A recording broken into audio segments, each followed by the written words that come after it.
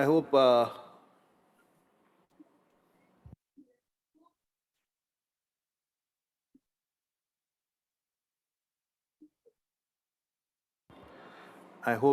we are all listening carefully to the membership classes. I can't see Ajit anywhere. Where is he? मैं Oh, okay. अ, मैं आशा करता हूँ कि कलीसिया की सदस्यता से जितने भी सेशन होते आ रहे हैं, उनको हमने बहुत ही ध्यान से सुना है। Membership class is very important, dear church, and I'm so happy to see all of you here this evening. कलीसिया की सदस्यता से संबंधित जितनी भी कार्यशालाएँ, जितने भी सेशंस हमने लिए हैं, वो बहुत ही ज़रूरी हैं और आज की शाम को आप सभी लोग यहाँ पे जुड़े हुए हैं। इस बात को देख कर के मैं बहुत आनंदित हूँ। Membership is important because membership helps us understand the real principle of biblical love and how we practice biblical love inside a community, which is the body of Jesus Christ. कलीसिया की सदस्यता बहुत ही ज़रूरी है हमारे लिए क्योंकि कलीसिया की सदस्यता के कारण ही हम जो बाइबल में प्रेम बताया गया है, उसको हम देख पाते हैं उस समाज में यानी कि कलीसिया में, जो कि बाइबल के ऊपर आधारित है। So this evening, Ajit had well summed up the last week about the main part of membership, the nuances of membership, church membership, and why we need it, and how membership is placed, in different settings in different ways. But there are things about membership which remain the same; they don't change. The practices or how we conduct membership may differ from culture to culture, but principles of membership they don't change. पिछले शनिवार को अजीत ने ये कोशिश की थी कि कलीसिया की सदस्यता से संबंधित जो ज़रूरी बातें हैं, उनको बताते हुए अलग-अलग जगहों पे किस प्रकार से कलीसिया की सदस्यता को लागू किया जाता है। तो बात ये है कि सिद्धांत एक ही रहता है, लेकिन चूँकि अलग-अलग संस्कृतियाँ होती हैं, अलग-अलग समाज होते हैं, देश होते हैं और उनके हिसाब से कुछ चीज़ें अलग होती हैं।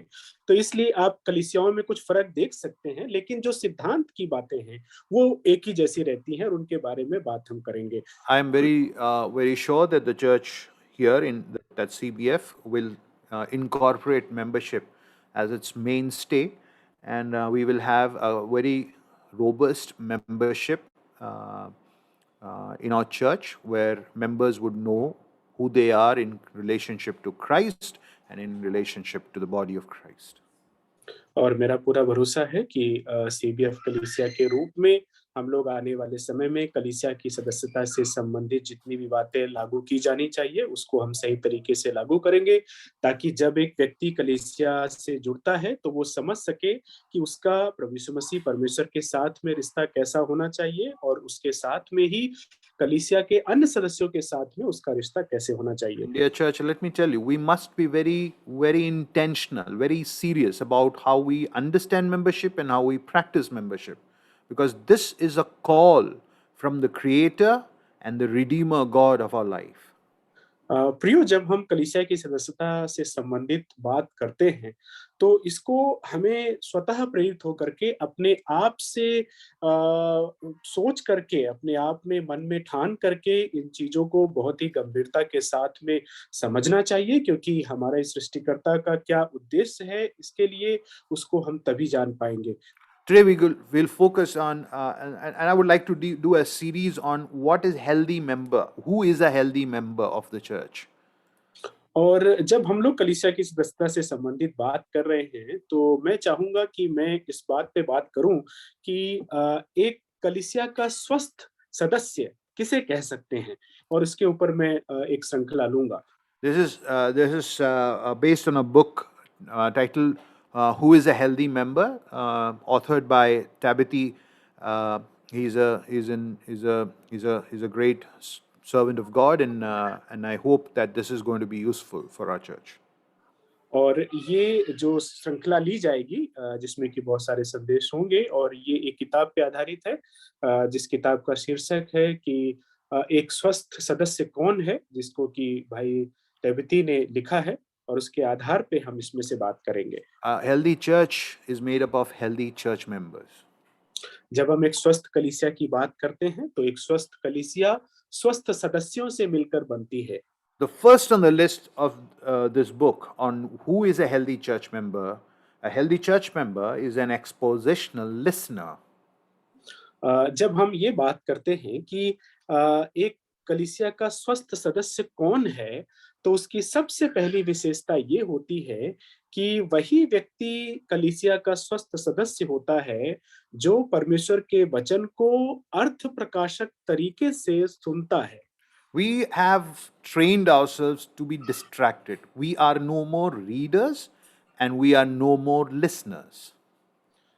जमाना ऐसा आ गया है कि हम लोगों ने अपने आप को ऐसी चीजों में फंसा दिया है जहां पे हमारा ध्यान भटकता रहता है। इसलिए हुआ ये है कि ना तो अब हम पढ़ने वाले रहे और ना ही हम अच्छे सुनने वाले बचे हैं। What is expositional listening?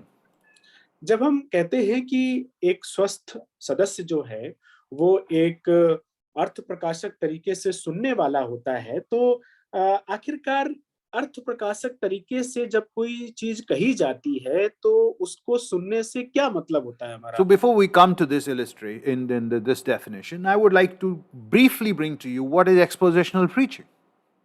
और इसके पहले कि हम इसके परिभाषा के बारे में बात करें कि अर्थ प्रकाशक तरीके से सुनने का क्या मतलब होता है, उसके पहले मैं चाहूँगा कि हम लोग इस पे थोड़ा बात करें कि अर्थ प्रकाशक तरीके से प्रचार करने का क्या मतलब होता है। When we say expositional preaching, we're doing what we do on a Sunday to Sunday basis is to take a particular book, go through the book chapter wise, and we expose it. We're trying to do the study of the passage, trying to see what is the author's intent, what did the original readers understand, and how do we apply that in our life. और जब हम अर्थ प्रकाशक तरीके से प्रचार की बात करते हैं, तो हम लोग हर एक रविवार से रविवार जो भी संदेश सुनते हैं, तो वहाँ पे हम ये कोशिश करते हैं कि बाइबल की एक किताब को लेते हैं और उस किताब में किस उद्देश्य से वो किताब लिखी गई है, लेखक ने किस उद्देश्य के साथ में लिखा है, जो लोग उसके पढ़ने वाले थे, जिनके लिए वो लिखी गई है, उन्होंने उसको किस प्रकार से देखा और वो जो बातें उस किताब में बताई गई हैं, आज हमारे जीवन में किस प्रकार लागू होती हैं, उन सारी बातों को हम सीखते हैं। You cannot read Bible just for the promises that there are. You have to read the Bible for the big picture that it presents to us. हम लोग जब बाइबल पढ़ें तो सिर्फ इसलिए ना पढ़ें कि उसमें हमारे लिए कुछ अच्छे वायदे दिए गए, कुछ अच्छी प्रतिज्ञाएँ दी गई हैं, बल्कि हम बाइबल इसलिए पढ़ते हैं कि बाइबल को पढ़ने के बाद में बाइबल की एक जो बड़ी कहानी है, वो पूरी कहानी हमें सही से समझ में आ जाए। An expositional ties that particular passage to that big picture of the Bible. जब हम अर्थ प्रकाशक तरीके से किसी प्रचार को सुनते हैं या हम बाइबल को पढ़ते हैं, तो होता ये है कि जिस भाग के बारे में हम सुन रहे हैं, वो भाग हमें बाइबल की बड़ी कहानी से जोड़ देता है। So when I look at a passage for every Sunday, I am trying to spend my time to identify the main point of that passage. इसलिए जब मैं अगर रविवार को संदेश ले रहा हूँ, तो जब मैं उसको अर्थ प्रकाशक तरीके से आपके सामने रखता हूँ, तो मैं उसके जो मुख्य बिंदु होते हैं, मुख्य बातें होती हैं, उनको मैं देखता हूँ कि किस प्रकार से वो बड़ी कहानी से जुड़ रहे हैं। So what am I looking at? When I look at the passage, I'm looking at the structure of the passage, that's the grammar. इसलिए जब मैं किसी भाग को तैयार करता हूँ कि आप उससे मैं आपके सामने प्रचार करूँ, तो मैं क्या करता हूँ? मैं सबसे पहले उसकी जो संरचना है उसको देखता हूँ I'm और looking उसमें for संरचना में क्या होता है? उसमें मैं व्याकरण किस तरीके से इस्तेमाल की गई है उस भाग में, उसको देखता हूँ। I'm looking for repeated words, repeated ideas or themes or concepts or principles. मैं उसमें देखता हूँ कि क्या ऐसा कोई शब्द है जिनको दोहराया गया है? क्या कोई ऐसा विचार है जिसको दोहराया गया है? क्या कोई ऐसा सिद्धांत है जिसको दोहराया गया है? I'm also looking at the historical context. I'm also looking at the geographical context of that written word. और जब मैं परमेश्वर के वचन के उस भाग को तैयार कर रहा होता हूँ, तो मैं देखता हूँ कि वो किस ऐतिहासिक संदर्भ में लिखा गया है। किस इतिहास में जब वो लिखा गया तो किस तरीके से लिखा गया था, किस बात को लेकर के लिखा गया था। फिर मैं ये भी देखता हूँ कि उसका भौगोलिक संदर्भ क्या है, मतलब किस देश में, किस समाज में वो लिखा गया। So when you read Genesis chapter 1, I don't want you to be placed in the Garden of Eden, though the author wants you to visualize it. What I want you to do is to understand that it is written to the nation of Israel, which was in slavery and which was being brought out from Egypt. They are interimly in the wilderness and they will be soon entering the promised land. So you need to keep that historical as well as geographical context, because they are in wilderness and they are being taught about a garden. और इसलिए जब मैं आपको मान लीजिए उदाहरण के तौर पे अगर मैं आपसे कहूँ कि मैं उत्पत्ति एक अध्याय से बात कर रहा हूँ, तो मैं ये नहीं चाहता कि आप लोगों को मैं अदन के बगीचे में जाकर के रख दूँ। नहीं, मैं चाहता हूँ कि आप अदन के बगीचे के बारे में सोचें, विचार करें, लेकिन उससे ज़्यादा ज़रूरी है कि आप ये जानें कि जब उत्पत्ति एक अध्याय को लिखा गया था, तो ये ऐसे लोगों के लिए लिखा गया था जो कि गुलामी में लगभग उन्होंने 400 साल बिताए थे मिस्र देश में, और अब वो लोग गुलामी से बाहर निकल करके वो लोग कनान देश की ओर जा रहे हैं, लेकिन अभी वो लोग रेगिस्तान वाली जगह में हैं, और रेगिस्तान वाली जैसी जगह में उनको अदन के बगीचे, ये बगीचे की बात उनको बताई जा रही है। So keep in mind, when you listen to me tomorrow morning, you will be able to identify these things. I have a main point, and then what I do when I get that main point based on these studies, what I do is I want to do an outline to that passage to help me teach it or preach it in the church. और इसलिए जब आप कल सुबह मुझे सुनेंगे, तो आपको समझ में आएगा कि सबसे पहले मैं उस भाग की मुख्य बात को पकड़ता हूँ, समझने की कोशिश करता हूँ, और उसके बाद में मुख्य बातों से ये सारी बातें कैसे जुड़ी हैं, उन सारी बातों को आपके सामने रखता हूँ, और ये बात जब कल आप सुनेंगे मुझे, तो आप समझ पाएँगे। So this whole process is a Herculean task. It's a task because it requires me to put my time, my effort.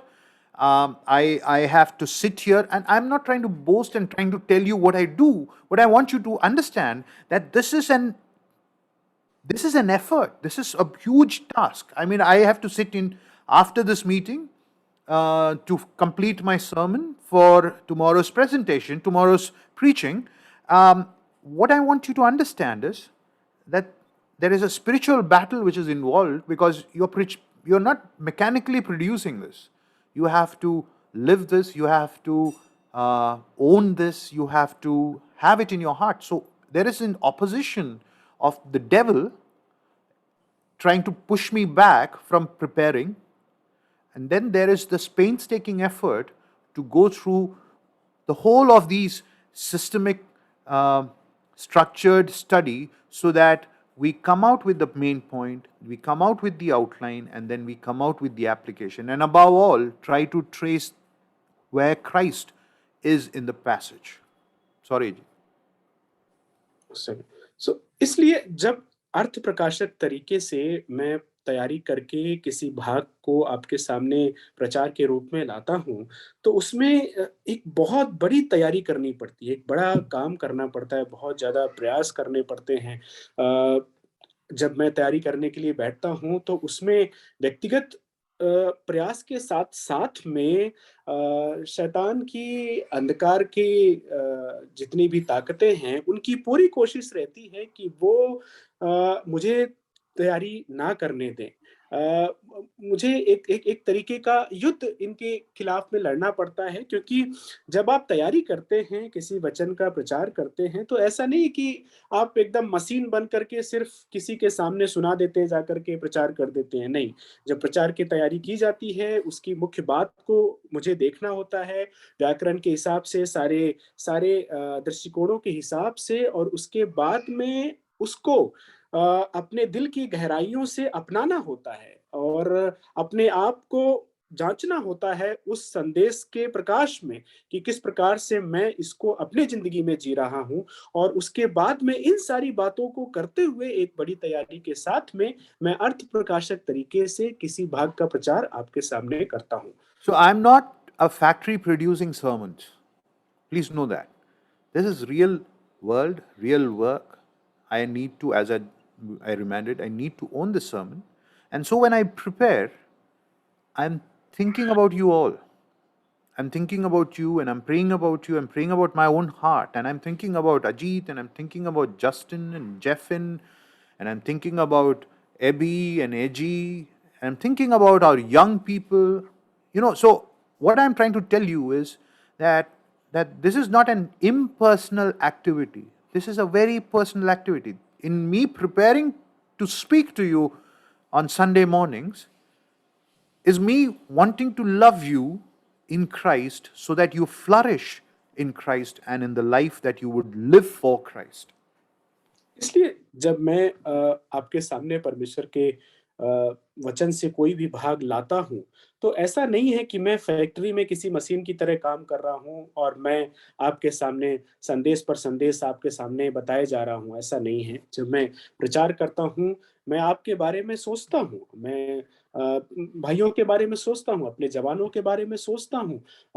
मैं सोचता हूँ कि किस प्रकार से वो संदेश जो है, वो आपके लिए लाभदायक हो सकता है। मैं आपसे प्रेम करता हूँ और इसलिए मैं चाहता हूँ कि जो संदेश आपके सामने मैं लाऊँ, सबसे पहले मैं देखूँ कि किस प्रकार से वो मेरे जीवन में लागू होता है। मैं अपने दिल को प्रचार करूँ, मैं उसको खुद एक तरीके से अपने आप को उस संदेश में रख कर के देखूँ और उसके बाद में आपकी उन्नति के लिए कलीसिया से प्रेम करने के लिए उस संदेश को आपके सामने रखूँ। जो बात मैं कहना चाह रहा हूँ वो ये है कि अ, ये बहुत ही व्यक्तिगत रूप से आपके प्रति जो मेरा स्नेह है या प्रभु के सेवक का एक जो प्रेम होना चाहिए कलीसिया के हर एक सदस्य के लिए, उस प्रकार का एक संदेश होता है। इसमें ऐसा नहीं होता कि नहीं प्रचार करना है तो इसलिए मैंने प्रचार कर दिया। So for when I request your prayers, that's not just a formality of asking. That's not a perfunctory statement. What I'm trying to do is, I'm sincerely requiring your prayers. I'm sincerely wanting you to pray for me, so that God's grace would abound in me preparing, so that I would battle my the opposition that I have in preparing, and likewise, I pray for you, because as a listener, you are also being opposed to listening to God's word being preached. और इसलिए मैं चाहूँगा कि आप मेरे लिए प्रार्थना करें कि तैयारी जो है वो सही तरीके से हो सके। मैं आपसे जब प्रार्थना के लिए कह रहा हूँ तो सिर्फ़ ऐसा नहीं है कि नहीं औपचारिकता के लिए कह रहा हूँ कि नहीं सब लोग कहते हैं कि हाँ, संदेश के लिए प्रार्थना करिए इसलिए मैं आपसे कह रहा हूँ, ऐसा नहीं है। किसी भी संदेश की तैयारी में अंधकार की ताकतों का सामना करना होता है। तो इसलिए मैं चाहता हूँ कि आप हमारे लिए मेरे लिए प्रार्थना करें कि जो परमेश्वर का वचन है वो आपके सामने पूरी ईमानदारी के साथ में और पूरे प्रयास के साथ में रख सकूँ। साथ ही शैतान की ताकतें, अंधकार की ताकतें ये भी कोशिश करती हैं कि जब परमेश्वर का वचन आपके सामने आता है, तो आप उसको ना सुनें। आप सभा में ना आएँ और इस प्रकार से परमेश्वर के वचन को सुनने से वो आपको रोकती हैं। तो इसलिए ज़रूरी है कि हम सुनने के लिए भी एक-दूसरे के लिए हम प्रार्थना करें कि हम सही तरीके से सुन पाएँ। So, if churches are to be healthy, then pastors, that's what Tabitha says, then pastors and teachers must be committed to discovering the meaning of the scripture and allowing that meaning to drive the agenda with the congregation, with their congregations. और इसलिए उस किताब में ताबिती भाई कहते हैं कि अगर कलीसिया को मजबूत बनाना है, सुदृढ़ बनाना है, तो सिखाना बहुत ज़रूरी है कि वहाँ पे जो लोग हैं, वो परमेश्वर के वचन को पढ़ें, उसकी गहराई में जाएँ, उसके सही अर्थ को समझें और उसके बाद में उन सारी चीज़ों को सबको बताएँ और सबके जीवन में वो लागू हों। So, if the pastor is required to preach faithfully, the listener is required to listen faithfully. इसलिए अगर ये कहा जाए कि जो प्रचार करने वाला है, जो पास्टर है, अगर उसको विश्वास योग्यता के साथ में, पूरी वफ़ादारी के साथ में प्रचार करना होता है, तो ये भी सही बात है कि जो सुन रहा है, उसको भी पूरी वफ़ादारी के साथ में सुनना होता है। So we always like, those how to do advice practical sermons. That's something which we like. We would like to listen to some sermons which bolster our self esteem, or which rouse our this statement fits more for US, like, political or social issues. Those are things which we are alert for and we want to listen to, but what we miss out is that we are not listening to what the scripture wants us to understand about this great God. अ, आज के ज़माने में या हमेशा से देखा जाए तो हम लोगों को, मनुष्यों को ये अच्छा लगता है कि ऐसा संदेश सुनाया जाए, जहाँ पे प्रचार करने वाला हमको ये बता दे कि तुम फलाँ-फलाँ चीज़ें करो, तो आपके जीवन में सब कुछ अच्छा हो जाएगा। आप अपने आप को अच्छा महसूस करोगे, आपकी ज़िंदगी में कोई दुःख नहीं होगा, आप एकदम सफल हो जाएँगे, ज़िंदगी में सब खुशियाँ मिलेंगी। इस कुछ ऐसी चीज़ें कर लो और वो संदेश में बता दे। तो ऐसे संदेश के लिए हमेशा हम बड़े उत्साहित रहते हैं और हमेशा हर कोई ऐसे संदेश सुनना चाहता है। लेकिन बाइबल का तरीका ऐसा नहीं है। परमेश्वर चाहता है कि जब प्रचार किया जाए, तो प्रचार करने के बाद में हम परमेश्वर को जान पाएँ, परमेश्वर के स्वभाव को, परमेश्वर कौन है, उसको जान पाएँ। अच्छे सच्चे प्रचार का मतलब यही होता है। We should listen to hear what he has written. We should listen to hear his voice. We should listen to hear the message that God has revealed in his word. जब हम परमेश्वर का वचन सुनते हैं, उसका संदेश सुनते हैं, तो हम इस बात को समझें, जानें कि उसने क्या लिखा है हमारे लिए। वो क्या हमें बोलना चाहता है, वो क्या हमें बताना चाहता है, क्या हमें चाहता है कि हम सुनें। So, what makes a healthy church member? A healthy church member, first of all, is an expositional listener. इसलिए अगर हम ये पूछना चाहें अपने आप से कि एक कलीसिया का स्वस्थ सदस्य कौन है? तो एक कलीसिया का स्वस्थ सदस्य वही होता है, जो परमेश्वर के वचन को अर्थ प्रकाशक तरीके से, यानी कि परमेश्वर के वचन को बड़े गहराई के साथ में सारे सही दृष्टिकोणों के साथ में समझता है। No, a healthy church member is a healthy church member or an unhealthy church member. There is no neutrality, there is no neutral position here. अब जब हम ये कहते हैं कि कलीसिया के स्वस्थ सदस्य कैसे बन सकते हैं, तो उसके बीच में और कोई सीमा नहीं है, और कोई दायरा नहीं है। या तो हम कलीसिया के स्वस्थ सदस्य हो सकते हैं या हम अस्वस्थ सदस्य होंगे, एक रोगी सदस्य होंगे, और कोई वहाँ पे दूसरी 2 राय नहीं है। So, what is expositional listening? It is listening. Expositional listening is listening for the meaning of a passage of a scripture and accepting that meaning as the main idea to be grasped for our personal and corporate lives as Christians. इसलिए अगर हम ये कहें कि अर्थ प्रकाशक तरीके से परमेश्वर के वचन को सुनने का क्या मतलब है, तो उसका मतलब ये है कि परमेश्वर के वचन के किसी भाग का जो मुख्य अर्थ है, उसको समझना और उसको समझ करके उसको स्वीकार करना, और स्वीकार इस तरीके से करना कि अ, उसके कारण हमारे व्यक्तिगत ज़िंदगी में प्रभाव पड़े और हम एक मसीही के रूप में सारे अन्य सदस्यों के साथ में, कलीसिया के साथ में मसीही जीवन को जी सकें। So, you don't have a passive preacher, neither should you be, you should have a passive listener. You have an active preacher and an active listener. इसलिए अ, अगर हम स्वस्थ सदस्य के बारे में बात करें, स्वस्थ कलीसिया के बारे में बात करें, तो ना तो ढीला-ढाला प्रचार करने वाला होना चाहिए और ना ही ढीला-ढाला सुनने वाला होना चाहिए। So, what are the benefits of expositional listening? अ, अर्थ प्रकाशक तरीके से सुनने के क्या लाभ होते हैं? Um, when you talk about the benefits, you're talking about cultivating and hunger for God's word.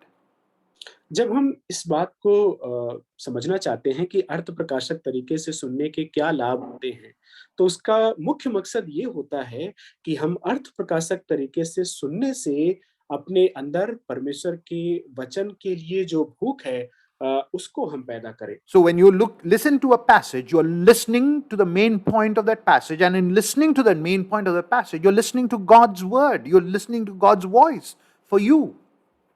इसलिए जब आप अर्थ प्रकाशक तरीके से परमेश्वर के वचन के किसी भाग को सुन रहे होते हैं और उसकी जो मुख्य बात है, उस पूरे भाग का जो मुख्य विषय है, मुख्य बात है, उसको जब आप समझना चाहते हैं, तो एक तरीके से आप इस बात को समझना चाहते हैं कि परमेश्वर आपसे क्या बोलना चाहता है, परमेश्वर क्या बात करना चाहता है। Expositional listening is listening to God.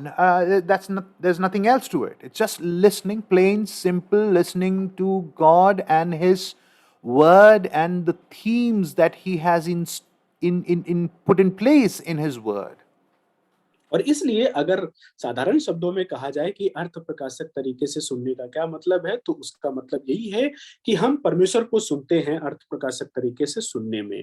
So when उसके वचन को सुनते हैं कि वो हमसे क्या कहना चाहता है, उन मुख्य बातों के द्वारा जो किसी भाग में बताई गई हैं। we are attentive, active listeners to God's word, we love God more, and we are in love with His word. See, this is where the problem is. We are all passive listeners, and I can I can assume that some of us, even listening to this, are very passive right now or quite distracted, right? अ, इसलिए अगर मैं कहूँ कि अगर हम ये कहें कि अर्थ प्रकाशक तरीके से सुनने का क्या मतलब है, तो उसमें ये होता है कि हम ये मानते हैं कि हम परमेश्वर की आवाज़ को सुन रहे हैं, हम परमेश्वर की बात को सुन रहे हैं। तो इसका मतलब ये है कि हम अपने परमेश्वर के प्रति जो प्रेम है, उसको ज़ाहिर कर रहे हैं सक्रिय तरीके से। हम हमारा ध्यान कहीं और है और हम कह रहे हैं कि नहीं हम सुन रहे हैं। नहीं, ऐसी बात इसमें नहीं होती। अ, मैं अभी भी शायद मैं इस बात को कहना चाहूँगा अ कि अभी भी जब हम में से कई लोग इस बात को सुन रहे हैं, तो शायद हो सकता है कि अभी भी कई लोग सावधानी के साथ में मेरी बात को नहीं सुन पा रहे होंगे। So, because we are not listening and we are not cultivating a hunger for God, we're not fluent with the language of the Scripture. We don't understand the themes of the Scripture. We just talk about God the way we think is right, according to our own understanding and conditioning. तो जब हम ध्यान से नहीं सुनते हैं, तो होता क्या है कि हम परमेश्वर की सही बात को, वचन के सही बात को, मुख्य विषयों को हम समझ नहीं पाते हैं। जो जो वचन की सही भाषा होती है उसको हम समझ नहीं पाते हैं और इसलिए हम परमेश्वर को जैसा उसने अपने आप को अपने वचन में ज़ाहिर किया है, उस तरीके से नहीं जान पाते हैं, बल्कि हमारे मन के विचार के हिसाब से, हमारी कल्पना के हिसाब से जैसा हम परमेश्वर के बारे में सोचते हैं वैसा ही हम उसको मान लेते हैं। So, if you're listening expositionally to an expositional preaching, you're cultivating an hunger. You experience His word as sweet honey, as the psalmist would say, in his mouth. You would experience it as sweet to yourself. इसलिए जब आप एक अर्थ प्रकाशक तरीके से सुनने वाले व्यक्ति बनकर एक अर्थ प्रकाशक तरीके से प्रचार करने वाले को सुनते हैं, तो होता ये है कि आप अपने जीवन में परमेश्वर के वचन के लिए एक भूख पैदा करते हैं या उसके लिए अपने आप को तैयार करते हैं कि आप परमेश्वर के वचन को ऐसे सुने जैसे कि उसके बिना आप भूखे मर जाएँगे। So और now, if उसके बाद में होता ये है कि तभी भजनकार के रूप में आप परमेश्वर के वचन को उस मधु से भी मीठा पाते हैं। so when God's word becomes sweet to us, we start hating. Verse 104 of 119. I hate every false path. और इसलिए जब परमेश्वर का वचन इस तरीके से सुनने के बाद में जब हमें मीठा लगने लगता है, तब 104 आयत में भजन संहिता 119 उसके 104 आयत में जो लिखा है कि वो कहता है कि मैं जो झूठे झूठे रास्ते हैं, झूठी चीज़ें हैं, उनसे मैं घृणा करता हूँ, नफ़रत करता हूँ। ये घृणा करना झूठ से तभी आ पाता है जब हम परमेश्वर के वचन की मीठाई को जान Why? पाते हैं। Why are we not able to hate the false path? Because we're not good listeners of God's word. We're not expositionally listening to who God is. Therefore, we can't hate false path. God's word is what guides us to hating what is falsehood and what is wrong and what is sinful. और जो भी झूठे मार्ग है, झूठी चीज़ें हैं हमारे जीवन में, हम उनसे घृणा क्यों नहीं कर पाते हैं? हम उनसे क्यों चिपके रहते हैं? क्योंकि हम परमेश्वर की बात को अर्थ प्रकाशक तरीके से नहीं सुन पाते हैं। हम परमेश्वर के वचन की मिठाई को समझ नहीं पाते, स्वीकार नहीं कर पाते हैं और इसलिए हम अपने जीवनों में जो झूठ है या झूठ के रास्ते हैं, झूठी चीज़ें हैं, उनसे हम जैसी नफ़रत करना चाहिए, नहीं कर पाते। So when you listen to God's word expositionally, you are having a clearer ear to which with which you hear God's voice for you, his word for you, and his words are words of love for you. That's true love. The truest definition of love is to be found in God's word, not in our understanding, not from the sitcoms and the novels we read, not from the English literature that we have. The true love, if you want to know what love is and how love comes into action, you must get to listen to God's word expositionally. There's absolutely no way you will hate evil if you're not listening, cultivating a hunger for God's word. इसलिए जब हम अर्थ प्रकाशक तरीके से परमेश्वर के वचन को सुनते हैं, तो हम परमेश्वर के वचन को प्रेम करने लगते हैं। हम परमेश्वर को प्रेम करने लगते हैं और ये प्रेम हम इस प्रकार से सुने बिना नहीं समझ सकते। हम दुनिया में इसीलिए जब हम प्रेम के बारे में सोचते हैं, हम प्रेम के बारे में जो अपनी समझ बनाते हैं, वो हम दुनिया की किताबों से अंग्रेजी साहित्य से या जो अलग-अलग प्रकार की मूवी होती हैं, फ़िल्में हैं, उनसे हम बना सकते हैं, लेकिन वो असली प्रेम नहीं होता। असली प्रेम जो है वो परमेश्वर का प्रेम हमें तभी समझ में आएगा जब हम उसको इस प्रकार से सुनेंगे और अगर हम अ, मिथ्या मार्गों से, झूठे मार्गों से, झूठी चीज़ों से नफ़रत नहीं कर पाते, ग्रहण नहीं कर पाते हैं, तो वो इसलिए है चूँकि हम परमेश्वर से इस तरीके से प्रेम नहीं कर पा रहे हैं। The second one is that it helps us focus on God's will and to follow Him. और दूसरी जो बात है एक स्वस्थ सदस्य के बारे में वो ये है it is about the second thing about the church member or what it is help This system one, the what is This is expositional preaching? okay Benefits of expositional preaching. okay तो अर्थ प्रकाशक तरीके से प्रचार करने में जो लाभ हमारे सामने आते हैं उसमें दूसरा लाभ ये है कि जब हम इस तरीके से सुनते हैं तो इस तरीके से सुनने के कारण हम परमेश्वर की इच्छा पर ज़्यादा ध्यान लगा पाते हैं और हम उसका अनुसरण या उसकी बताई हुई बातों को ठीक से कर पाते हैं। Why are we Christians? अगर सवाल हमसे ये कहा जाए कि हम मसीही क्यों हैं? If it is not to follow God's will and it's not to follow Him as a disciple of Christ Jesus, taking a cross on a daily basis, why are we Christians? अगर हम परमेश्वर की इच्छा के हिसाब से नहीं चलते हैं, परमेश्वर का क्रूस लेकर के हम उसका अनुसरण नहीं करते हैं, चेले के रूप में अगर हम उसके पीछे नहीं चलते हैं, तो हम किस बात के लिए मसीही हैं? Now, if you are a Christian and if I am a Christian, my agenda should be God's agenda. It is His will that I want as my agenda. My agendas become secondary or nullified in front of God's agenda. अगर हम ये कहते हैं कि हम मसीही हैं, तो परमेश्वर का एजेंडा, प्रभु यीशु मसीह का एजेंडा हमारा एजेंडा होना चाहिए। जो हमारा एजेंडा है वो प्राथमिक एजेंडा नहीं हो सकता, वो सबसे प्रमुख स्थान नहीं पा सकता हमारे जीवन में। परमेश्वर का जो एजेंडा है, परमेश्वर की जो योजना है हमारे जीवन में, उसको पहला स्थान मिलना चाहिए। You see, those who don't listen to God's word expositionally, I'll tell you what they do. They have a list of priority. Priority number one, God. Priority number two, God.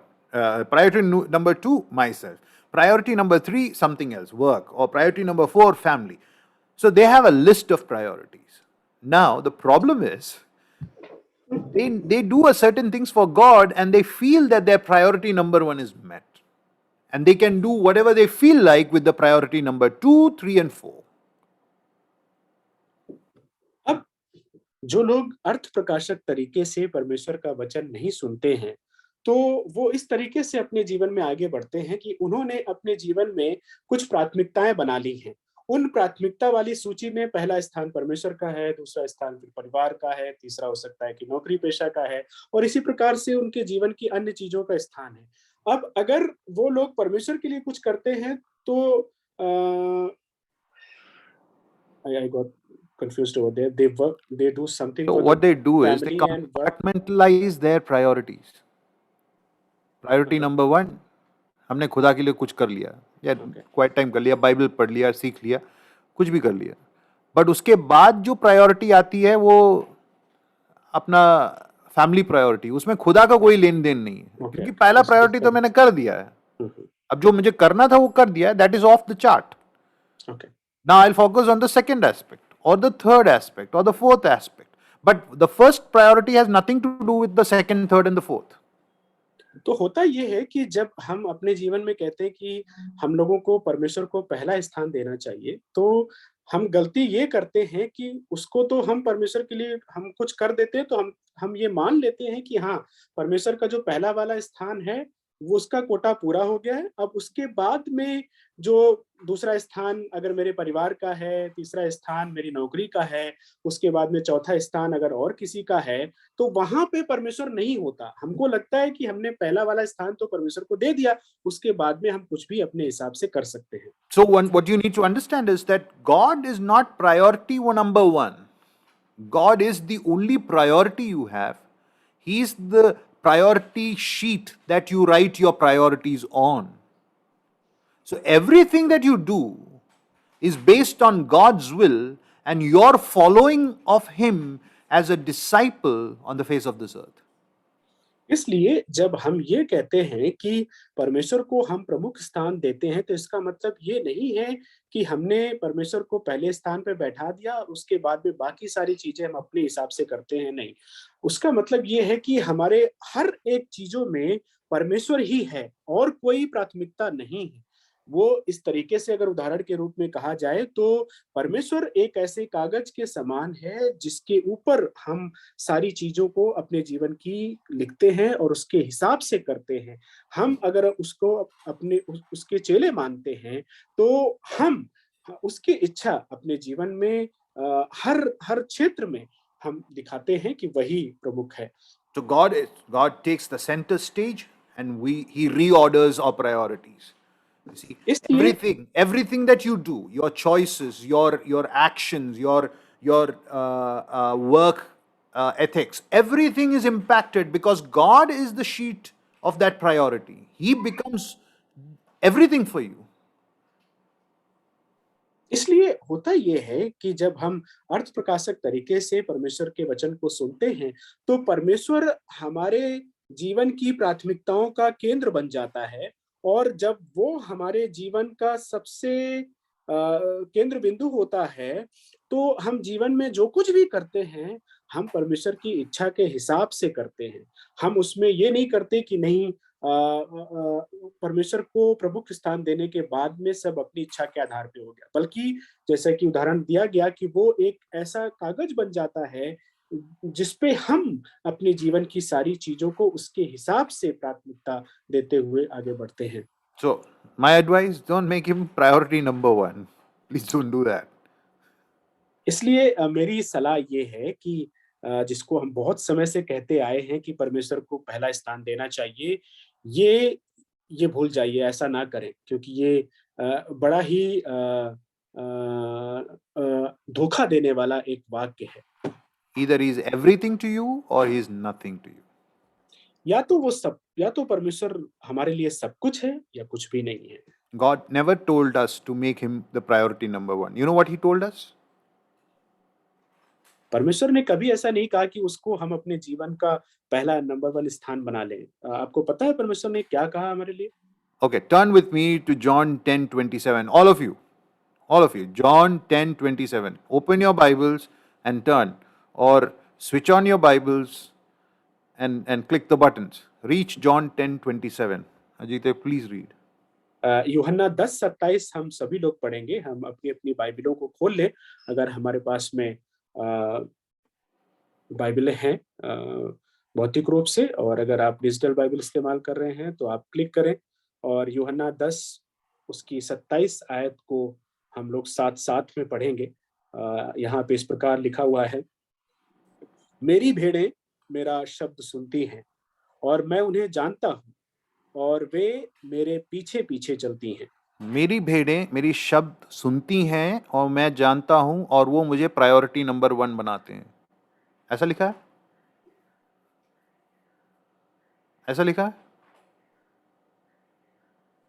नहीं, they follow me. They follow me on Sunday mornings, Saturday evenings. They follow me through their life. I know them. That word know them is a deep word. I know. When God says I know, He knows them intimately.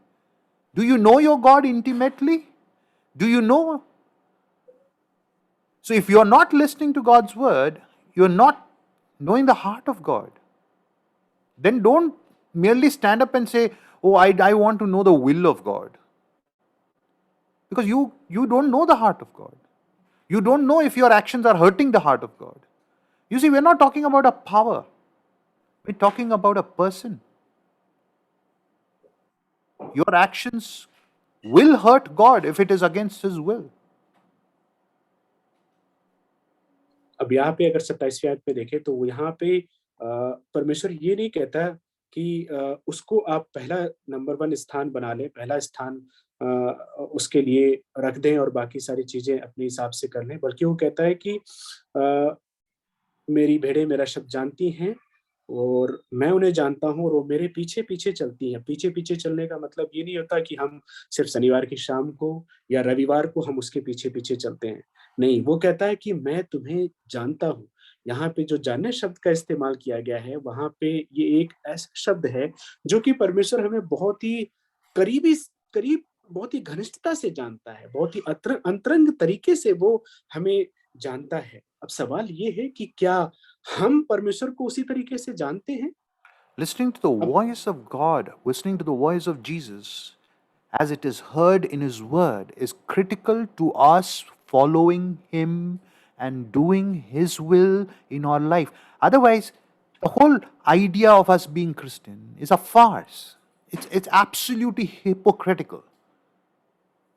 और इसलिए बहुत ज़रूरी हो जाता है कि हम परमेश्वर के आवाज़ को, परमेश्वर को हम वैसा ही सुने, वैसा ही जाने, जैसा कि उसने अपने आप को अपने वचन में ज़ाहिर किया है। अन्यथा होता ये है कि उसको जानने का, उसके पीछे चलने का जो भी हम दिखावा कर रहे हैं, वो वास्तव में एक बड़ा दिखावा हो जाता है, एक तरीके का ढोंगपन हो जाता है।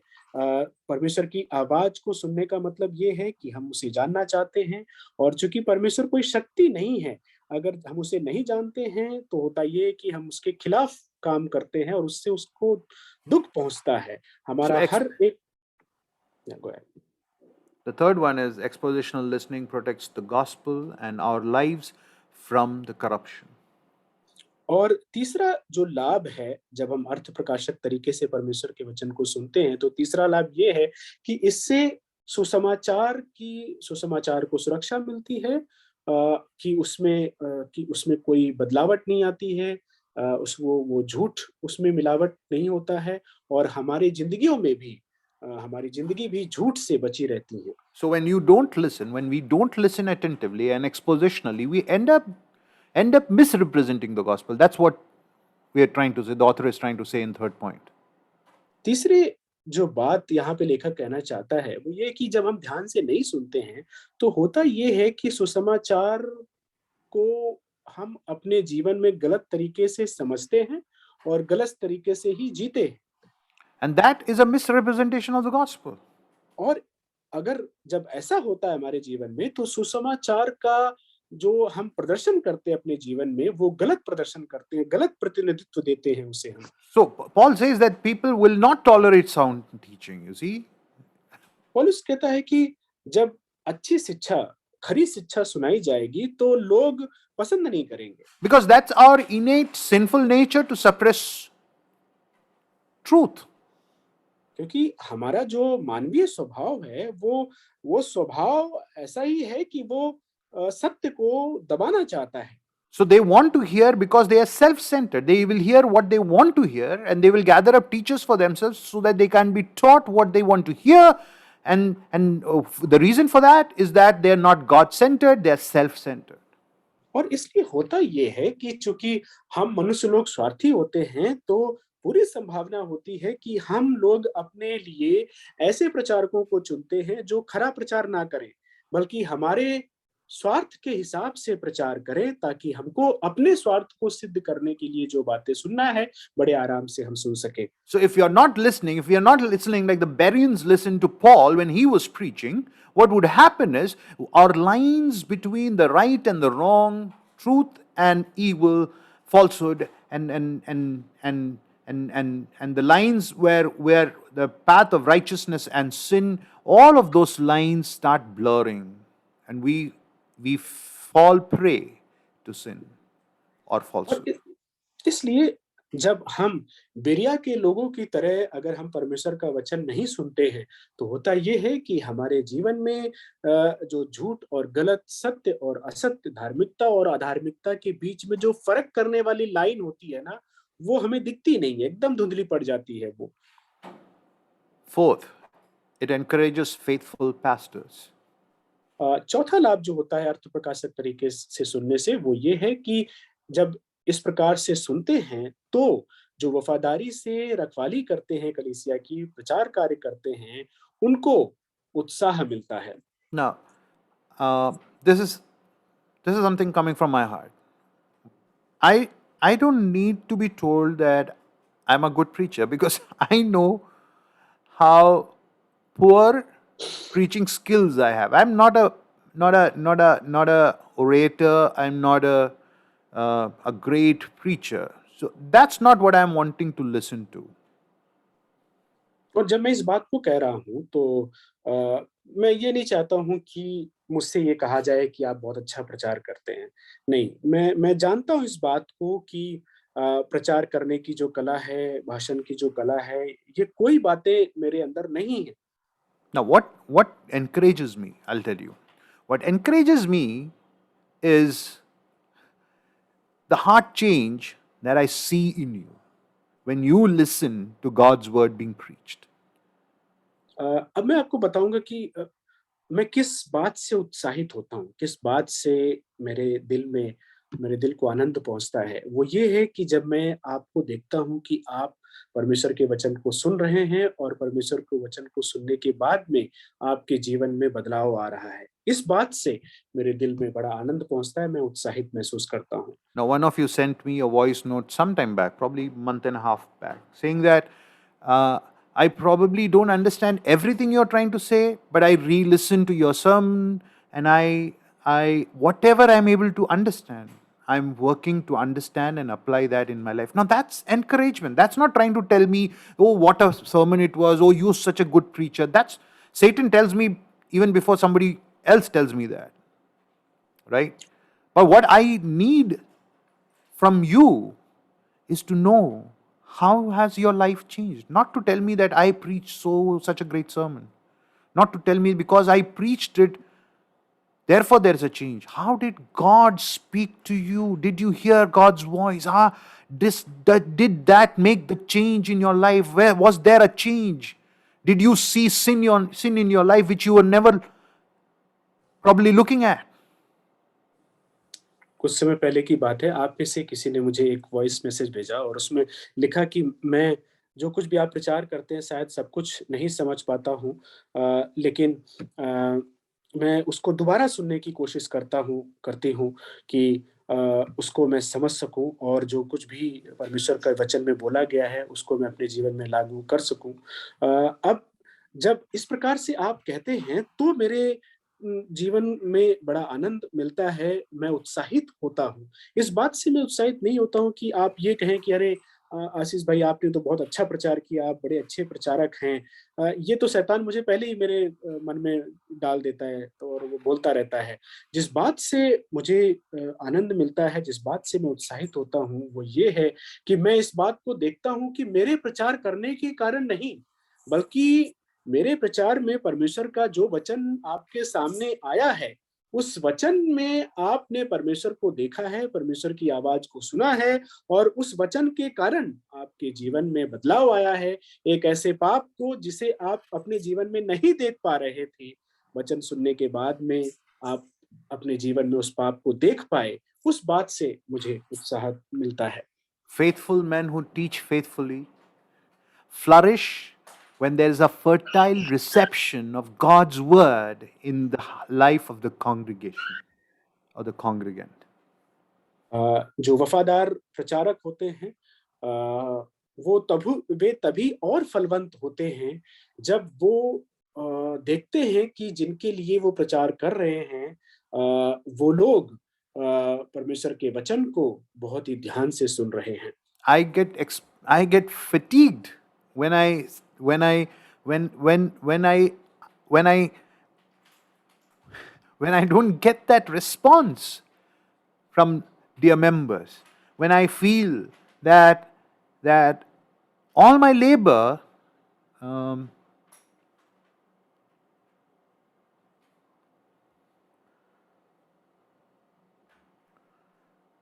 has made no impact. So what it does is it makes me question my faithfulness, and it makes me question my own uh, commitment, and it makes me question my own ability to serve you with God's word. And again, it's not about me. I should not be making this about me. I should be making this about God's word and His voice. And when His voice is heard and evidenced in the life of the church, my dear church, you give me honor. You're honoring my effort. प्रियो जब प्रचार करने के बाद में कई बार ऐसा देखता हूँ मैं कि जिस तरीके की प्रतिक्रिया होनी चाहिए, जिस तरीके का बदलाव आपके जीवन में आना चाहिए, जब वो नहीं होता है, तो मैं कई बार अपने आप को बहुत बहुत हतोत्साहित महसूस करता हूँ, बहुत ही निराश महसूस करता हूँ, थका हुआ महसूस करता हूँ। मुझे लगता है कि इतनी सारी तैयारी करने के बाद में ऐसा हो रहा है। अब जब मैं ऐसा कह रहा हूँ तो ऐसा नहीं है कि मैं इसको अपने बारे में कह रहा हूँ कि नहीं मैं बहुत ज़्यादा मेहनत करता हूँ और फल नहीं मिल रहा है ऐसा कुछ, तो वैसा कुछ नहीं है, बल्कि जो बात मैं कहना चाह रहा हूँ वो ये है कि परमेश्वर का वचन हमारे सामने लाया जा रहा है। परमेश्वर के वचन को सुनने के बाद में अगर हम बिल्कुल ठंडे हैं, अगर जो जवाब हमें परमेश्वर के वचन को सुनने के बाद में परमेश्वर हमारे जीवन में देखना चाहता है, अगर वो नहीं हो रहा है, तो इस बात से मैं अपने आप से सवाल पूछने लगता हूँ कि कहीं ऐसा तो नहीं है कि मैं इस सेवकाई के योग्य ही नहीं हूँ। मुझे लगता है कि कहीं ऐसा तो नहीं है कि मैं जितना मेहनत करना चाहिए मैं कर ही नहीं रहा हूँ। शायद मैं पूरी वफ़ादारी के साथ में प्रचार नहीं कर रहा हूँ। ये सारी बातें मेरे मेरे विचार में आती हैं कि मैं फिर से कहना चाहूँगा कि मैं अपने लिए चिंतित नहीं हूँ, बल्कि परमेश्वर के वचन के लिए चिंतित हूँ। Tabitha says, as church members, we can care for our pastors and teachers and help to prevent unnecessary discouragement and fatigue by cultivating the habit of expositional listening. जो इस किताब के लेखक हैं तबीती, वो कहते हैं कि हम अपनी कलीसिया में जो हमारे प्रचारक हैं, जो हमारे पास्टर हैं, जो हमारे अगुवे हैं, उनके अंदर बिना किसी कारण के निराशा ना आए या हम उनको निराश होते हुए या थके हुए नहीं देखना चाहते हैं, तो हमें ये करना चाहिए कि कलीसिया के सारे लोगों को परमेश्वर का वचन बहुत ही ध्यान से सुनना चाहिए। Fifth is, it benefits the gathered congregation. 5वां जो लाभ है, जो कि अर्थ प्रकाशक तरीके से परमेश्वर के वचन को सुनने से मिलता है, वो ये है कि इससे जो भी मंडली इकट्ठा होती, जो भी लोग परमेश्वर के वचन को सुनने के लिए इकट्ठा होते हैं, उनको लाभ पहुँचता है। See, I am not preaching for a select few. आप इस बात को सोच लें कि जब परमेश्वर का वचन मैं प्रचार करता हूँ, तो सामने बैठे हुए कुछ लोगों के लिए मैं प्रचार नहीं करता। Uh, don't leave the listening to someone else. ये मत सोचें कि नहीं ये वचन की बातें मेरे लिए नहीं है, ये जो मेरे लिए हैं वो ये हैं, दूसरी बातें तो दूसरे के लिए हैं। ना आशीष भैया बहुत बहुत ही ज़्यादा हार्ड प्रचार करते हैं, उस सिर के ऊपर से ऐसे साए साए निकल जाता है। ये तो मेरे लिए नहीं है, ये तो शायद अजीत भाई के लिए है, अजीत भाई समझेंगे तो उसका कुछ करेंगे। You see, what I want you to understand is, sometimes preaching, listening to God's word is not easy. No, every time it is not simple, and every time it's not easy. There are times when it is tough. But listening expositionally is our responsibility for the sake of the congregation. It's not just a responsibility to listen for your own sake, but you listen expositionally for the sake of the congregation in unity. And it's unity. जब जब हम परमेश्वर का वचन सुनते हैं तो कई बार होगा ये कि वचन का सुनना हमें बड़ा कठिन लगेगा। तो हो सकता है हमें ये लगे कि अरे ये वचन तो मेरे लिए नहीं है, ये कुछ दूसरे लोगों के लिए है जो समझ पाएँगे। लेकिन ऐसा नहीं है, जब हम परमेश्वर का वचन सुनते हैं, तो हम स्वार्थ में पढ़ कर के ये ना सोचें कि नहीं ये वचन मेरे लिए नहीं है। हम जब वचन सुनते हैं तो हम पूरे मंडली की एकता के लिए सुनते हैं और हम उसमें मेहनत करते हैं। परमेश्वर का वचन हर बार बड़े सरल तरीके से हमारे सामने नहीं आएगा। हम अर्थ प्रकाशक तरीके से सुनने में, हम सुनने के लिए, समझने के लिए मेहनत भी करते हैं और इसलिए करते हैं कि पूरे कलीसिया बढ़े, सिर्फ हम नहीं। We will remain divided. I'll tell you this. We will remain divided till the time we are expositionally not listening to God's word. हमारे मंडली में, हमारे कलीसियाओं में तब तक फूट रहेगी, तब तक हम एक मन, एक चित्त के साथ में मसीही नहीं बन पाएँगे, जब तक हम परमेश्वर के वचन को इस अर्थ प्रकाशक तरीके से गहराई के साथ में नहीं सुनेंगे। Unless His voice unites us to each other to be His body, you cannot force or forge this unity. जब It can never happen. जब तक परमेश्वर की आवाज़, परमेश्वर का वचन इस तरीके से मसीही लोगों के बीच में एकता नहीं लाएगा, तब तक हम में से कोई भी अ, बड़ा ताकत लगा करके, बड़ी मेहनत करके या कलाकारी करके ये एकता नहीं ला सकता। When you listen to His word, you are united in understanding and you are united in purpose. जब हम परमेश्वर का वचन इस तरीके से गहराई से अर्थ प्रकाशक तरीके से सुनते हैं, तो हम एकता में एकता की समझ में बढ़ते हैं और हम कलीसिया के और परमेश्वर के जो मकसद होते हैं, उसको भी हम समझने में आगे बढ़ते हैं। But if we, and Tabitha says this, but if we listen with our own interests and agendas in mind, if we develop private interpretations and idiosyncratic views, we risk shattering that unity, provoking disputes over doubtful matters, and weakening our corporate gospel witness. और इस किताब के लेखक ताबिती कहते हैं कि अगर हमने परमेश्वर के वचन को अर्थ प्रकाशक तरीके से गहराई से नहीं सुना, तो इसका मतलब हम ये करते हैं कि हम अपने हिसाब से, अपने स्वार्थ के लिए परमेश्वर के वचन को सुनते हैं। अपने मकसदों को हम परमेश्वर के वचन को सुनने के द्वारा हम पूरा करना चाहते हैं और हमने कुछ सोच रखा है अपने मन में कि परमेश्वर ऐसा है, ऐसा होना चाहिए और हम परमेश्वर के वचन को उसी विचार में मिला लेते हैं और हम सोचते हैं कि हमने परमेश्वर के वचन को सुना है और जब ऐसा होता है तो हम जानबूझ करके जो पूरी एकता होती है कलीसिया की उसको हम तोड़ते हैं और हम स्वार्थ में जीवन जीते हैं। That brings us to this. How can church members, cultivate a habit of expositional listening? I know we're running out of time. Let's try to be quick and finish this section.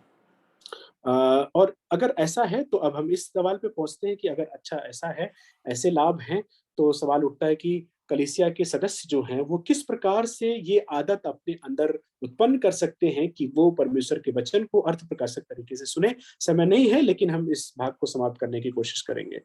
First one, as we cultivate an habit, meditate on the sermon passage during your quiet time. पहली बात जो हम कर सकते हैं वो ये है कि जब हम व्यक्तिगत रूप से परमेश्वर के साथ में समय बिताते हैं तो उस समय उस प्रचार को जो हमने पिछले दिन सुना है उसके ऊपर हम विचार करें, मनन करें।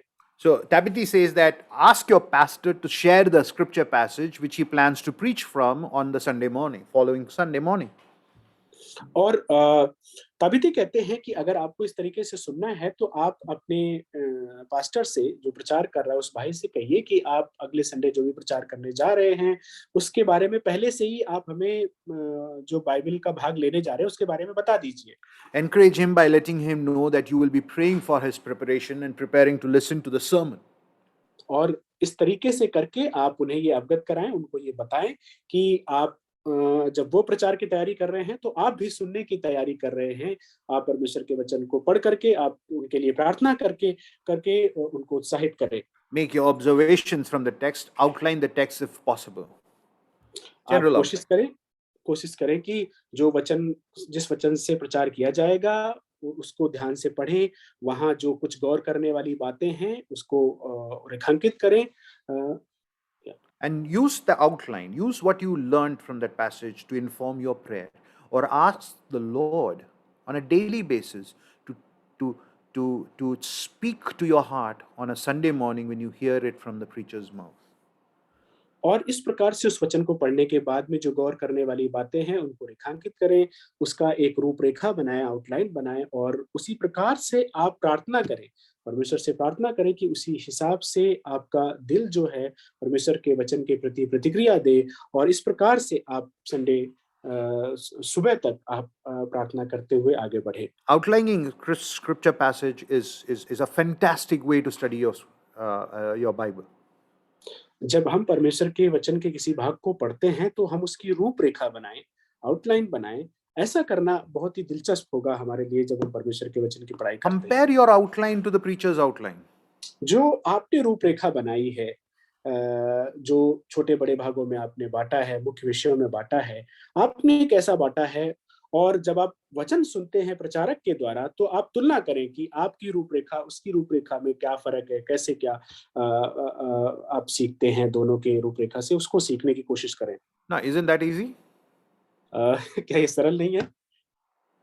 Well, you see, if you love the Lord, and if you're listening, eagerly waiting to listen to your word, His word on Sunday morning, why not take a little time to do this and pray अगर about आप the passage? Because you want to listen to His word, you want to listen to His voice. अगर आप परमेश्वर से प्रेम करते हैं, अ, तो क्यों नहीं हम इस प्रकार से उत्सुक होकर के हम समय निकाल कर के ये करें, कि हम इस प्रकार से करते हुए हम प्रार्थना करें, जो वचन हम सुनने जा रहे हैं उस भाग के लिए। Invest in good set of commentaries. अ अ, जो बात हमें करनी चाहिए इस प्रकार से सुनने के लिए, उसमें अगली बात ये है कि जो ऐसी किताबें जिनमें हर एक वचन के लिए टिप्पणी दी जाती है, उसकी व्याख्या की जाती है, ऐसी कुछ हम किताबें खरीद करके रखें, कमेंट्री खरीद करके रखें। The Bible Speaks Today is a good commentary series to start with. It's a basic commentary series, and I wholeheartedly, Tabitha suggests it, and I also suggest it to you. You can start using it, and those who have no have language barrier issues can always work with one of us and ask us to help you with the passage. कौन-सा नाम बोला ये आपने? which Bible commentary? Speaks Today. The Bible Speaks Today. A, Bible It's a series आपसे of commentary. It's a Bible आज commentary आपसे series. बात करती है, बाइबिल स्पीक्स टुडे करके जो कमेंट्री की एक श्रृंखला है, हम उसको खरीद सकते हैं, एक अच्छी श्रृंखला है। मैं भी इसकी सिफ़ारिश करूँगा कि आप उसको खरीद करके चालू करें पढ़ना। अगर अंग्रेजी भाषा में कोई दिक्कत है, तो आप हम में से किसी के साथ में मिल कर के भी आप उसको समझ सकते हैं। Now, talk and pray with your friends about the Sunday sermon after the church.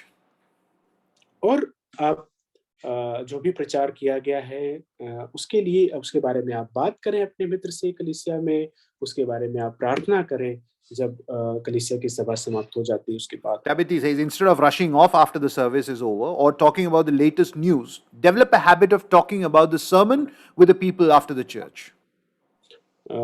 इस किताब के लेखक तबीती कहते हैं कि कलीसिया की सभा खत्म होने के बाद में हम सब लोग ये करते हैं कि तुरंत हम भागने के फिराक में रहते हैं कि तुरंत वापस घर जाएं, या हम लोग जब आपस में बात करते हैं तो दुनिया में क्या चल रहा है, क्या समाचार है, उसके बारे में बात करते हैं। तो कहते हैं कि इसकी आदत डालने के बजाय आप एक नई अच्छी आदत डालें कि जो प्रचार किया गया है उसके बारे में आपस में प्रचार करें, प्रार्थना करें। So ask each other questions like, how did the scripture challenge you? Or what character of God, which was presented in the preaching, expositional preaching, surprised or encouraged you the most? और इसलिए इस प्रकार के सवाल पूछे कि ऐसी कौन-सी बातें थी इस प्रचार में जिसने आपको उत्साहित किया? ऐसे कोई किरदार थे जिनके जीवन के बारे में आपने कोई ऐसी चीज़ सुनी कि जिसके कारण आपको अद्भुत लगा? इस प्रकार की बातें हम संदेश के बारे में कर सकते हैं कि Now, सवाल probably करने के have a बाद। small journal, track what you learned and how that learning is changing your life or helping you fight the sin and temptations that you face on a daily basis, so that you're noticing the change that is happening in your life. और अगर संभव है तो आप ये करें कि एक एक जर्नल या एक डायरी बना लें, जहाँ पे आप उस संदेश की मुख्य बातों को लिखें और ये देखें कि उस संदेश की मुख्य बातों ने किस प्रकार से आपके जीवन को बदला है। जब आप ऐसा करेंगे तो एक लंबे समय के बाद में आप अपने जीवन में बदलाव होते हुए देखेंगे, आप समझ पाएँगे कि किस प्रकार से परमेश्वर का वचन प्रभाव डाल रहा है। Use the WhatsApp platform to share your observations on the passage and in opinions and get others to contribute. WhatsApp जो माध्यम है उसका आप इस्तेमाल करें कि जो वचन जिस भाग से प्रचार किया जाना है, उसमें आपने कौन-सी बातें गौर की, उनको आप एक-दूसरे से साझा करें और दूसरे की भी गौर की हुई बातों को समझें। And every Wednesday meeting and otherwise in your personal prayer, family prayers, pray that we will not get dull of listening to God's word. और इसलिए जब भी हम अपने कलीसिया की प्रार्थना सभा में जो कि बुधवार को होती है, उसमें मिलते हैं या व्यक्तिगत रूप से प्रार्थना करते हैं, तो हम प्रार्थना करें कि हम परमेश्वर के वचन को सुनने में धीमे ना पड़ जाएँ। Active listener is an active uh, is a person who puts his listening into action. Listen to act on the sermon throughout the week. और जो एक सक्रिय रूप से सुनता है परमेश्वर के वचन को, वो अपने जीवन में सुनी हुई बातों को सक्रिय तरीके से लागू भी करता है। So try to apply the sermon into your life. Try to apply the character of God that you learnt about into your life. जो भी परमेश्वर के वचन को सुनने के बाद में आपने परमेश्वर के स्वभाव के बारे में सीखा है, उसको हम अपने जीवनों में लागू करने की कोशिश करें। On the Sunday evening or a Monday evening, review the sermon. Probably try to think about what could the preacher have missed out from the passage, which he should have addressed. Or probably identify something which you probably missed out in your observation. But engage yourself through the week with the sermon that was preached. रविवार की शाम को, सोमवार की शाम को या आने वाले दिनों में जो प्रचार आपने सुना है, उसके बारे में आप विचार करें कि कौन-सी ऐसी बात है, कौन-सी ऐसी गौर करने वाली बात है जो आपने आपने मतलब आप गौर नहीं कर पाए या प्रचारक गौर नहीं कर पाया। उन सारी बातों पे विचार करें, इस प्रकार लगातार पूरे हफ्ते भर अपने आप को उस परमेश्वर के वचन के साथ जोड़ करके रखें। Now, James says that they don't listen and then forget, but they put it into practice in their lives and they will be blessed in whatever they do. और वो कहते हैं कि अगर हम याकूब की किताब में देखें तो याकूब कहता है कि ऐसे जो गहराई से सुनते हैं परमेश्वर के वचन को वो लोग वो नहीं जो गहराई से नहीं सुनते हैं वो भूल जाते हैं लेकिन फिर भी The last वो one. उस वचन को अपने जीवनों They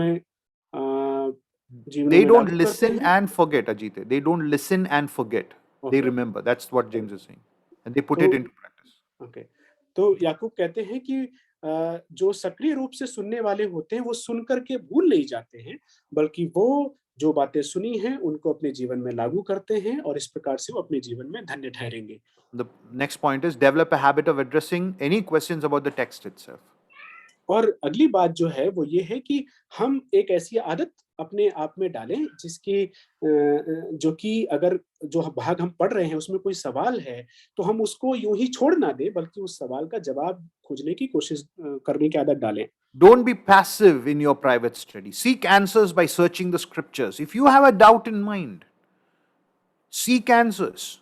Prod your elders and other brothers and sisters to give you answers who could probably give you an answer. But don't sit on your doubt and अगर don't just sit on your sin. Answer, seek answer. There is an answer. अगर आप व्यक्तिगत रूप से Bible की पढ़ाई कर रहे हैं और जब आप उसको पढ़ते हैं तो वहाँ पे कोई सवाल है या ऐसी कोई बात है जिसको आपको लगता है कि मुझे इसको पूछना चाहिए, इसके बारे में खोज करनी चाहिए, तो आप व्यक्तिगत रूप से खोजने की कोशिश करें। आप इंटरनेट का इस्तेमाल कर सकते हैं, साथ ही बेहतर होगा कि आप अगुओं से पूछें। कई सारे भाई-बहन हैं, आप उनसे पूछ सकते हैं। लेकिन ऐसा ना करें कि आपके मन में कोई सवाल आया बाइबल पढ़ने के बाद में, लेकिन आपने उसको यूँ ही चले जाने दिया, आपने उस पे गौर नहीं किया, ऐसा ना होने दें। Come to listen to God's word with humility. Cultivate humility. और जो आदत और ज़रूरी है इसमें अगली आदत वो ये है कि जब हम परमेश्वर का वचन सुनने आएँ, तो हम अपने अंदर नम्रता और दीनता लाएँ। Now, listening can also lead to you becoming a professional sermon listener. That's what Dabity says. Aditi कहते हैं कि अगर हम अपने आप को इस तरीके से प्रशिक्षित कर रहे हैं, ट्रेन कर रहे हैं कि हम अच्छे से परमेश्वर का वचन सुनें, तो ये खतरा हो सकता है कि हम अपने आप को ये समझ लें कि अब हम एक प्रोफेशनल तरीके से, एक बहुत ही सिद्ध तरीके से सुनने वाले बन गए हैं। Hearing has to result in learning. लेकिन उनका कहना है कि जब हम सुनते हैं तो सुनने से सीख आना चाहिए Humble yourselves. और उस सीख के द्वारा हमें दीन बनना चाहिए और इसलिए वो कहते हैं कि हम दीन बने। Mortify any ideas of strife and dissension. Mortify any tendency towards pride and condemnation of others. Critical nitpicking and various other ways where you feel that you know something and others don't. वो कहते हैं कि जब हम सुनते हैं तो अगर हमारे मन में ये विचार आता है कि नहीं हम बहुत अच्छे सुनने वाले बन गए हैं, तो ऐसा कोई भी विचार जिससे कलीसिया की एकता को खतरा है या हम किसी के जीवन को देख करके उसकी गलतियों को बाहर निकालने में हमें अच्छा लगता है, इस प्रकार की बेकार की चीज़ें हम ना करें। Seek to meet Jesus each time you come to the scripture. जब भी हम परमेश्वर के वचन को सुने, समझने आएँ, तो हर बार हम उस वचन में प्रभु यीशु मसीह को खोजें, अपने Gather उद्धारकर्ता को from the खोजें। word fuel for all of life worship. पूरे जीवन भर के परमेश्वर की आराधना करने के लिए हमें जिस ईंधन की आवश्यकता है या आगे चलने के लिए हमें जिन चीज़ों की आवश्यकता है, उन चीज़ों को हम परमेश्वर के वचन में खोजें। So cultivate humility. इसलिए हम अपने अंदर दीनता, नम्रता पैदा करें। We are weak and therefore we need God's word. हम कमज़ोर हैं और इसलिए हमें परमेश्वर के वचन की आवश्यकता है। So, in hearing the message of the word of God that leads to saving faith, that is what Paul says in Romans 10:17. Romeo 10:17 में पौलुस कहता है कि परमेश्वर के वचन को सुनने के बाद में हमारे अंदर एक ऐसा विश्वास पैदा होना चाहिए जो हमारा उद्धार करे, हमें बचाए। Today, AG was pointing out to the book of Romans, and he said he was surprised how Paul writes that, and he preached from it too, how he writes that, gospel is being preached to the church in Rome, not the unbelievers in Rome.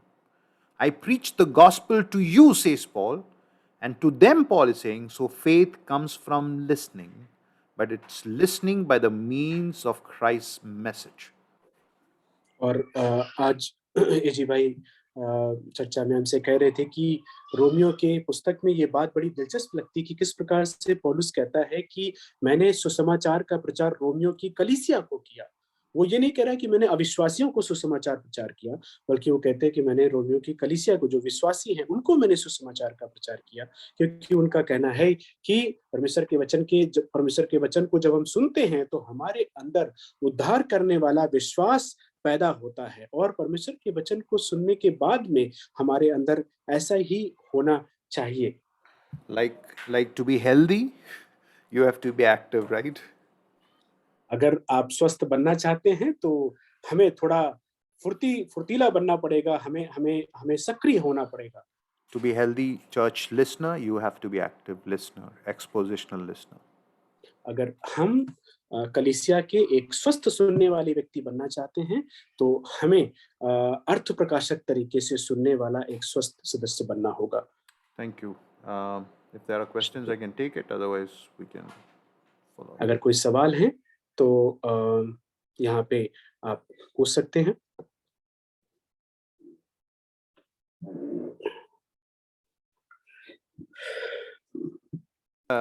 The question is significant that the sheep is identified, and the sheep is something. The sheep is the flock which needs to be fed. So there is that certain identification of that sheep. Sheep is identified as someone who the Lord is the shepherd of. Not everybody is the sheep. There is that particular sheep that is identified.